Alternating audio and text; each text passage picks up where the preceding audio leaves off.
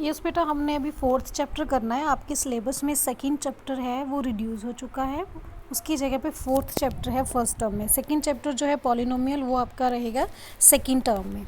अब हमने करना है chapter linear equation in 2 variable. सबसे पहले इसका मतलब समझते हैं, लीनियर का मतलब क्या है। ठीक है, लीनियर का मतलब होता है ऐसी इक्वेशन जिसकी पावर 1 है।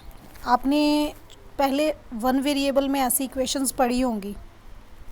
ठीक है, ऐसी इक्वेशंस आपने पहले की जिसमें से आप x की वैल्यू निकालते थे। ठीक है, लीनियर का मतलब है जहाँ पे जो हमारी पावर है वेरिएबल की वो 1 हो, उसे बोलते लीनियर।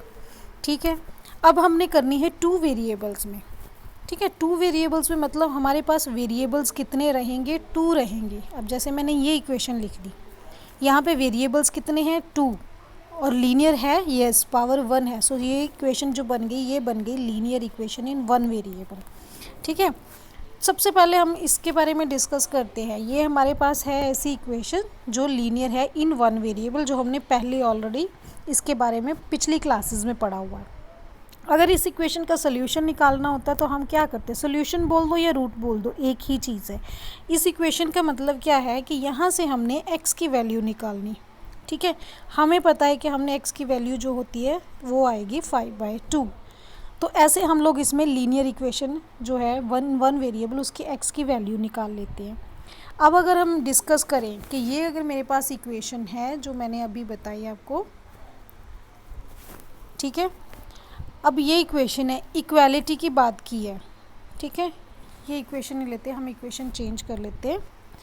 मैं पॉइंट्स बताने जा रही हूँ, ये यहाँ पे दिए हुए हैं, ये वाले पॉइंट्स देखो। मान लो मैंने लिखा 2x = y, ये मेरे पास एक इक्वेशन है। अब यहाँ पे क्या है, इक्वालिटी। ये मेरे पास मान लो a पर्सन है, ये पर्सन है b, इसको मैंने 10 रुपये दिए, इसको भी 10 रुपये दिए, इक्वालिटी है।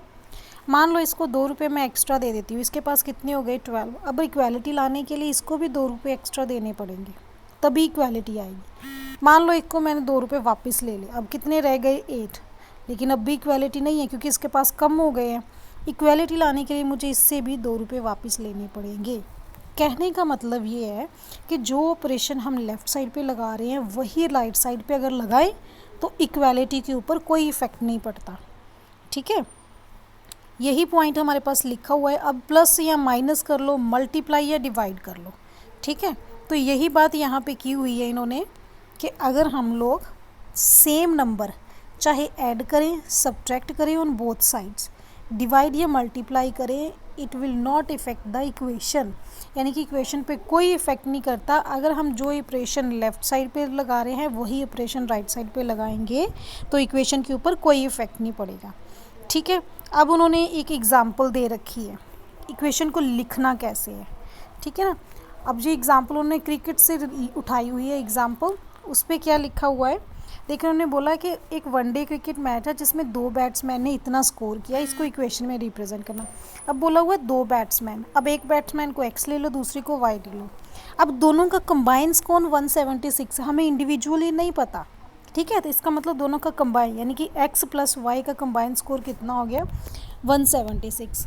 ठीक है, इस वजह से हम लोग इक्वेशन बना सकते हैं। अब ज़रूरी नहीं x y वेरिएबल ही लेना है, variable can be any alphabet, p t q u, किसी भी फॉर्म में लिख लो। ठीक है बच्चे, अब हम करते हैं अपनी फर्स्ट एग्जांपल। फर्स्ट एग्जांपल में देखिए, ये इक्वेशन दे रही है, उन्होंने कहा इस फॉर्म में लिखना है, यानी कि हमारे पास ये फॉर्म होनी चाहिए, ax + by + c = 0। Right side पे 0 होना चाहिए। अब यहाँ पे जो राइट साइड पे टर्म है उसको लेफ़्ट पे ले आओ, तो ये मेरे पास बन जाएगी 2x + 3y - 4.375। ठीक है, ये बन गई। इससे मैं कंपेयर कर सकती हूँ। यहाँ से देखिए a की वैल्यू क्या आ रही है 2, b की वैल्यू क्या आ रही है 3। अब ये बात है, यहाँ पे पॉजिटिव है। ठीक है, तो पॉजिटिव इसका मतलब c की वैल्यू, ये नेगेटिव वाली टर्म सारी आएगी। मैं इस इक्वेशन को ऐसे लिख सकती हूँ ना, 2x + 3y प्लस इसको ब्रैकेट में लिख दो 4.37। ठीक है, तो ये पूरी की पूरी c की वैल्यू हो जाएगी। ठीक है ना, क्योंकि c की वैल्यू पॉजिटिव है, क्योंकि इसके साथ माइनस लगा हुआ है तो c की वैल्यू नेगेटिव आएगी। ऐसे ही बच्चे इस इक्वेशन को हम इधर लेके जाएंगे तो -3√3 आएगा। a की वैल्यू 1 है, b की वैल्यू क्या आ जाएगी -√3 और c की वैल्यू क्या आ जाएगी -√4। और इसी वे से आपने नेक्स्ट वाली करनी है। अब हम करते हैं सेकेंड वन। इसमें क्या लिखा हुआ है, 1 वेरिएबल में इक्वेशंस दी हैं, 2 वेरिएबल्स में बनानी है। ये मेरे पास फर्स्ट इक्वेशन है, मुझे पता है कि ये इसमें सेकंड वेरिएबल मिसिंग है, जो मिसिंग होता है उसको ज़ीरो से रिप्रेजेंट कर सकते हैं, ठीक है।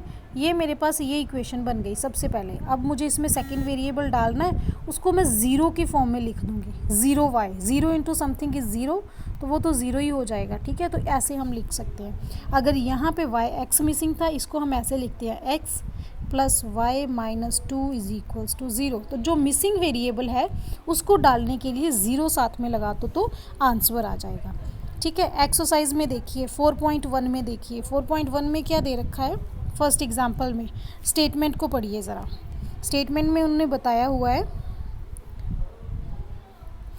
कॉस्ट दी हुई है नोटबुक्स की, नोटबुक्स की कॉस्ट x ले ली है और पेन की y। उन्होंने कहा कॉस्ट ऑफ नोटबुक्स वो दे रखी है x, इज़ का मतलब इक्वल टू कितनी है, ट्वाइस किसकी, कॉस्ट ऑफ पेन के, वो क्या है y। ये इक्वेशन दे रखी है।